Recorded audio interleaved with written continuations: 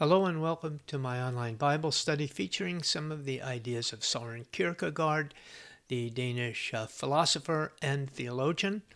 If this is your first time with me, I do want to thank you for giving me the opportunity to share with you my knowledge and understanding of both Scripture and Kierkegaard. If you are a repeat viewer, I want to thank you again for returning.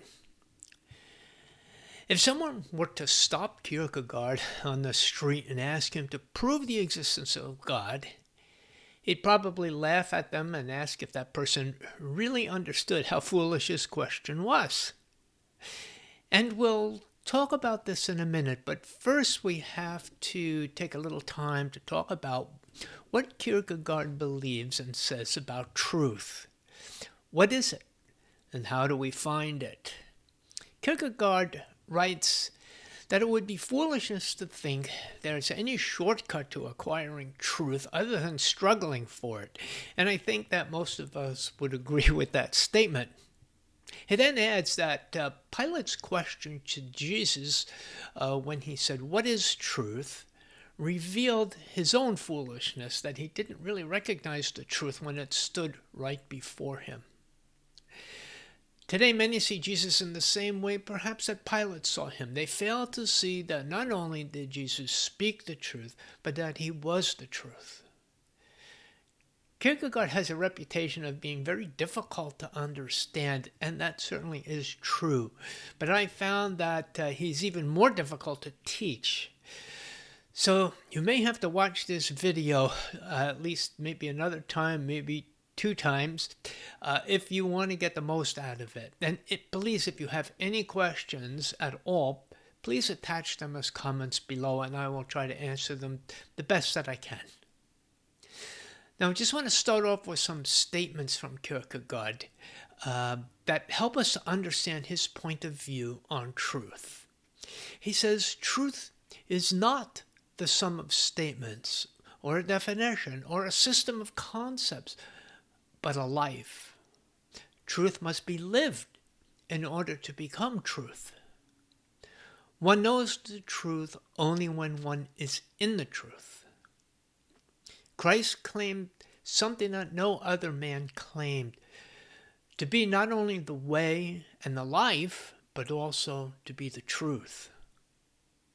Now, what we can see from some of these statements is that Kierkegaard believed that one could not isolate oneself from the truth, but had to be a partaker of it or with it in order to understand it.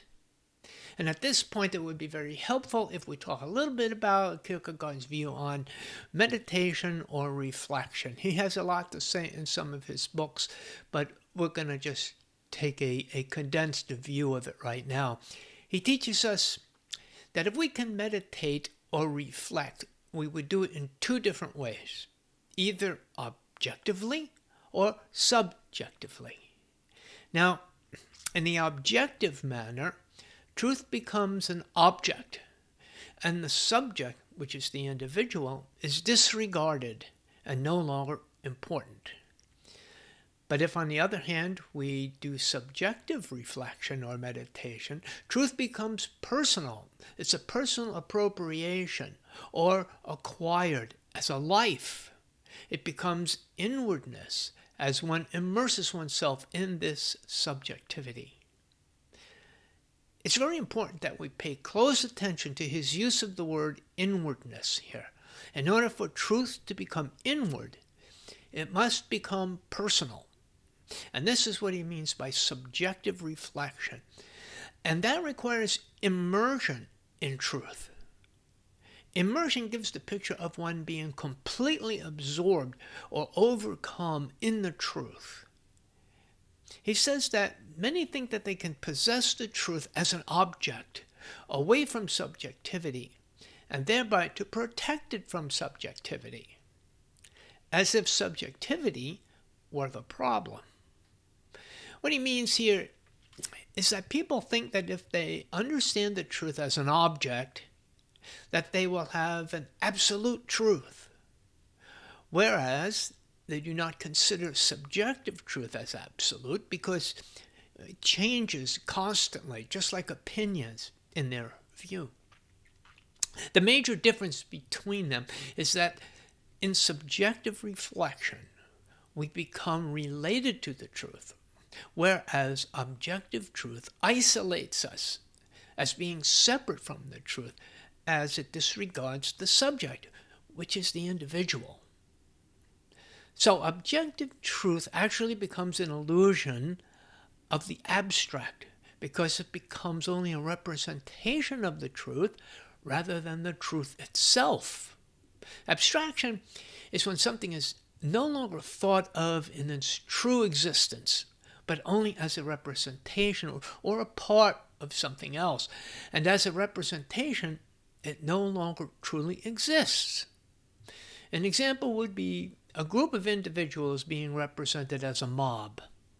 Now, there's no such thing as a mob, only individuals who gather together. The idea of a mob creates an abstraction that removes the individual identity for the sake of convenience and discussion. But the mob does not exist. Only the individual exists. On the other hand, subjective truth is taking a belief into oneself in the sense of decision and responsibility. This is something that objective truth does not require. Many think that they have the truth because they can preach the truth, but they do not make decisions based upon such truth, nor do they take responsibility of it. The kind of truth, or this kind of truth, is an abstraction of truth because it does not involve the individual. I think that the existential philosopher Martin Heidegger later called this authenticity, which was becoming a true person. In his philosophy, one had to not only make decisions as an individual, but also had to take responsibilities for those decisions. Subjective truth involves passion, according to Kierkegaard. But when truth is objective, it loses passion. Now, one may be passionate about possessing the truth, but in reality, not passionate about living the truth. The person becomes nothing more, than an abstract thinker. Truth becomes something that he adds to his collection of knowledge. So the thinking here that Kierkegaard is trying to say is like, I know something, or I have an idea, and all I must do is simply add truth to it in order to make it true.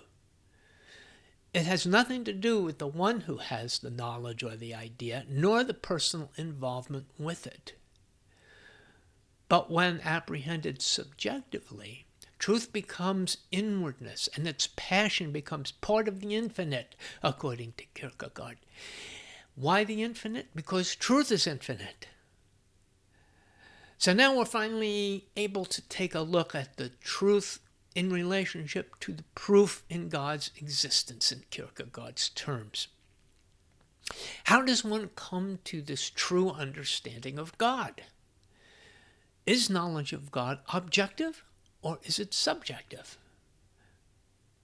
It's subjective, and it must be obtained subjectively through a relationship with God, not as an objective observer, but as one who not only believes this truth, but who lives this truth. Truth only exists for us as we act upon it and produce it in action. So we must become engaged in truth rather than simply speak it as a repetition, in the sense that if I know the truth, all I need to do is repeat it over and over again as truth, and as though the truth were the words themselves rather than the one speaking them. And the more times I repeat them, the more certain I seem to become. But truth must permeate our whole being and accept its consequences without having an escape plan, according to Kierkegaard. For God to be true for us, there must be no doubt. There can be no contingency by waiting for the discovery of Noah's Ark or DNA results from the Shroud of Turin or for some celebrity to claim that he's a believer. Truth does not rest upon anything external, but internal. So let's say, what's the question of science and technology here? Well, Kierkegaard approaches this and he says truth increases in quantity through the sciences and technology, but certainty and confidence decline. Why?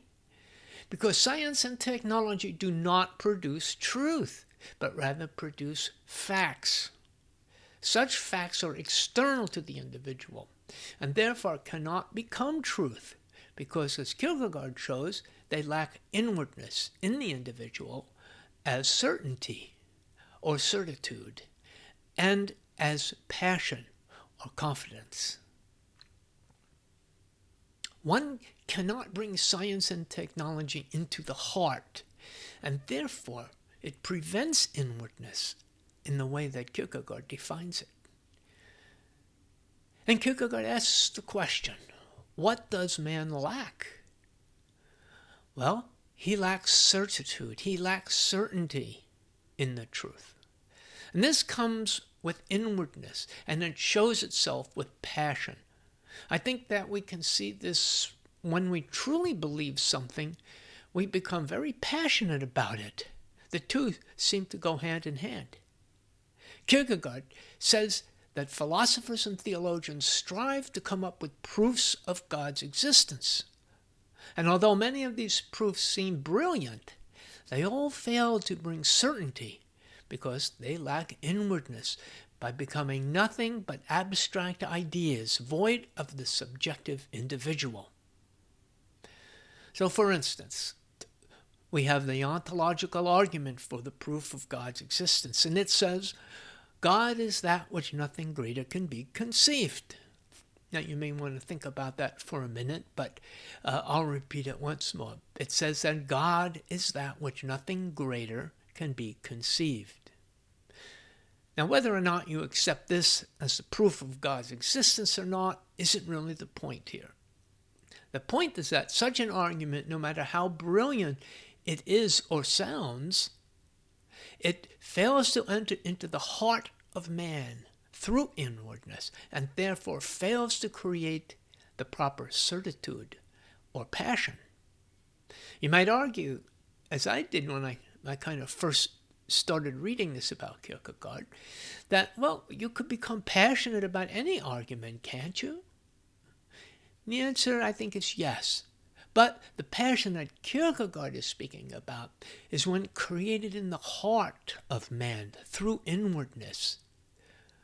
We must understand that inwardness requires not simply an intellectual indwelling or immersion, but an indwelling in the very soul of man. And this can only happen when the proof can become united with our very lives through living it. And this requires an assimilation of personal qualities, things such as love, honesty, trust, etc. One can be passionate about worshiping an idol, for instance, but such passion is artificial, as those qualities are falsely placed into wood or stone. So what would Kierkegaard say if asked for a proof of God? Probably after he finished laughing, he would tell you that the truth of God's existence is in God's own subjectivity, as a being of morality and ethics, which we call his righteousness. We must think of the being of God as forgiveness, graciousness, kindness, patience, sacrificing, loving, compassionate, just, etc. All the qualities that make God holy and righteous. In John chapter 4, verse 24, Jesus says this, God is a spirit, and they that worship him must worship him in spirit and in truth. But since God is spirit, he must be understood in spirit. And we see him as spirit in the life of Christ. But for him to become truth, he must become inward for us, so that we too must acquire those same qualities. Only when we experience these divine qualities in our own being can we understand the truth of God's existence. And if we then doubt or deny the existence of God, we also must doubt or deny our own existence, which is probably impossible, and in Kierkegaard's mind, laughable. So the question of proof of God's existence becomes as foolish as questioning our own existence. But how then do we create this inwardness? Well, love is the means by which we create inwardness. Although we can, in a sense, love an idea or an ideal, we cannot love it in a personal way, and therefore cannot have true inwardness with it. On the other hand, we can love the qualities of God because they are personal, as they were lived in Christ, and therefore God can be loved in the greatest way that man can express love, shown as inwardness through his behavior. I think that to fully understand what Kierkegaard is saying here, we must experience inwardness of God by loving God's qualities and by expressing these qualities to others through love. And through love, we become both confident and passionate. The greater our passion, the greater our confidence becomes. So proof of God's existence, according to Kierkegaard, is subjective, and that it lies within each of us, not as an idea or a belief, but as a reflection of the character of God. If you seek certainty of God's existence, then you must allow his existence to live through you. If not, then all you have is an idea of God and a theology of him, rather than the true spirit of God inwardly in truth. Thanks for watching. I hope that you found this video helpful. If you did, I hope that you can either give me a thumbs up or a comment below. Much appreciated. Blessings to you all, and see you on the next video. Bye-bye.